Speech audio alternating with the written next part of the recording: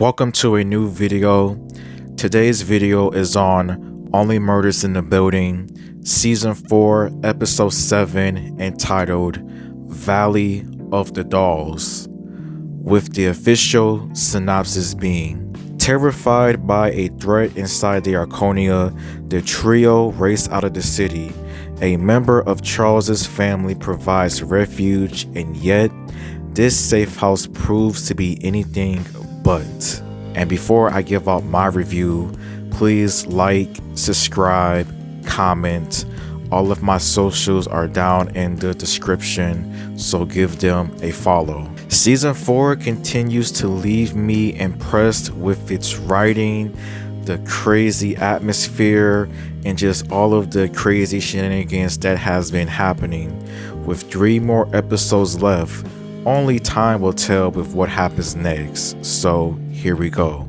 As the episode begins where episode 6 immediately ended off, with the trio just doing everything in their power to get the hell out of New York City, since this killer, in my opinion, is the smartest killer in the entire series because of how they just have everything set up with all of the different hidden cameras and how basically they could target them at any moment in time. And that's the most craziest part about it though, and just scary all around, that somebody is just watching you, you don't know about it, and how they can just end your life within a snap. It's just crazy. The trio decides to go to Charles's sister's place in Long Island, New York, where we are introduced to a brand new character. Melissa McCartney plays the character of Doreen as Charles's sister, and I thought that Melissa McCartney did a good job with this episode with her character, as Doreen at first does seem a little bit crazy and a little bit loose in the head due to all of the many dolls that she has in her house, her huge doll collection, and I can definitely understand the trio's fears and worries. Like, anyone that has that many dolls in their house is definitely a little scaresome, to be honest, because what if you're sleeping at night and then the dolls decide to just come alive and take you out? Like, it's pretty funny and at the same time just pretty worrisome. But Doreen had another side of her character where I was able to understand where she was coming from, such as not feeling as loved often when it comes with her husband, when it comes with her kids that have all moved away. To me, I felt the dolls represent the loneliness that she has in her life and how she feels, and with her relationship with Charles not being 100%, I could understand her worries as well too. But in the meantime, the trio is just trying to figure out what to do next, how to get some sort of safety against this psychotic killer or killers that are after them, and just figure out what to do. And what I found crazy and just a little mind-boggling is how basically everyone was in this episode. I'm talking about the actors, Loretta, Bev, of all people. Like, everyone decided to come to this safe house, everyone thinking that, oh, their life is in danger, my life is in danger. Like, come on now.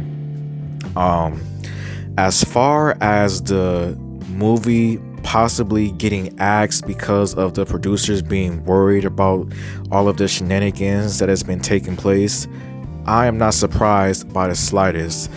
I still think there is a small chance by the end of this season this movie is not going to be made because of the murderers being revealed and just possibly someone from Hollywood being involved. I can see this movie not being made by the end of the season because, like Bev said in one of the previous episodes, this movie is a lot at stake with her career. Like, if this movie doesn't get made, she is screwed. And Bev had some funny moments in this episode when it came to her being drunk, when it came to her just like freaking out, cursing out everyone, berating everyone. Like Molly Shannon, she did a good job as well in this episode. When it came to the Hollywood actors, I felt that they wasn't going to do anything in this episode because for some reason they were worried that the killer was going to come after them. And I'm surprised. I'm actually surprised by them because they were actually helpful. Like, I don't understand why Zach escaped from the hospital. Like, he was possibly the most protected. Like, no killer would kill someone at the hospital if they wanted to get at them. I'm just saying. But what I really did enjoy the fact was how many people have been saying online and on Reddit about how all of the unresolved incidents and issues from the past few seasons are being brought back up in an interesting way. I enjoyed that fact because that has been a couple of interesting questions that many has had. Who poisoned the dog? Who left the note at Jan's door? Like, the fact that we're actually going to find out who's responsible is pretty wholesome. I can't believe that they're actually going to go with it. And another part of me is like, is this what Saz was doing?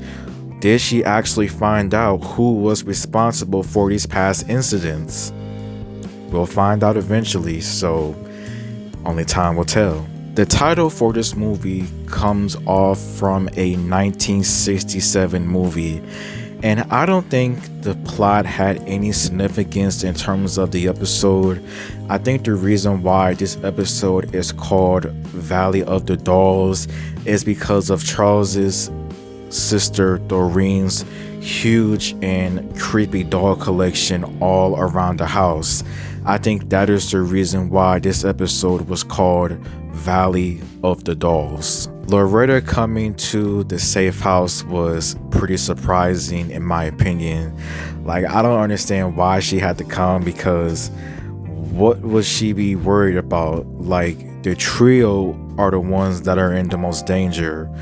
But Oliver and Loretta did have a few different moments in this episode, which I thought wasn't bad at all. I felt that the fight scene between Loretta and Doreen was actually funny and pretty crazy when you think about it. Like, Loretta can actually fight. She knows some good karate moves, and it looks like she has some hands, honestly. But that was just a crazy and mind-boggling situation with those two fighting. I'll give them that.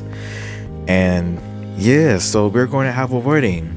And like I said in the last episode, I think that season 5's main theme is going to be about the wedding, like a wedding bachelor party type of season, like Oliver and Loretta's wedding. And I think that the next victim is going to be revealed at the wedding. What I found interesting is that with some of the past victims in the seasons, it has been related or close to one of the trio. With Mabel, there was Tim. With Charles, there's Saz. I think there is a small possibility that the next victim that gets killed is going to be someone close to Oliver. And I could only see two people that could possibly have Oliver lose it altogether. His kid, Loretta. I could be wrong, but this is what I think. I could be wrong, but that's just what I think right now. So we'll see. Howard does have a big mouth. I'm like, dude, like, I understand he wants to help out the trio, but just be quiet. Like, you don't gotta tell everyone where they're at, because the killer could possibly listen to them and travel to Long Island and put them all on some t-shirts, and it would be your fault. But Howard does have a huge important hand in this episode when it comes to just figuring out who's been cashing the social security checks at different bodegas in New York. And unsurprisingly, by me and what many other people have been saying, is that it is the Westies' involvement. And I think by the end of the season, no matter what, I think the Westies are all going to jail. Not because of Saz's murder per se, I'm not for sure about that, but the fact that they've been cashing in Dudanov's check and Dudanov's dead and everything is kind of wild and scummy. Like, I understand it's possibly to help with the rent and to keep the scheme going. And whoever placed his body in the incinerator too is possibly going to be in more trouble as well when it comes towards all of them. But not much was revealed when it came to Saz's case, but just more information about the past incidents, and more clues about why Saz may have been killed. But the episode just ends with Doreen and her husband, Big Mike, a cool nickname I'll say, just making up and just reuniting, and as well as just Howard just telling the trio about his discoveries about the Westies. But as mentioned though, episode 7 was a pretty good episode. I just feel that this is by far the most craziest season because of all of the crazy shenanigans with the suspects, from Hollywood, the Arconia, to the West Tower, the Westies. Everyone's crazy. Everybody is crazy no matter what. With 3 episodes left, my suspect list keeps going up and down. But yeah, when it comes towards my main suspect, I think Marshall, by the end of the day, is still responsible for Saz's death because of a few things. Like, 1, he has 2010 vision. 2, he might have stolen the script and possibly didn't write the original script. 3, he technically never showed his alibi during the night of Saz's death. He said that he was at a nightclub doing comedy, but technically we never saw it, so he could always be lying about that.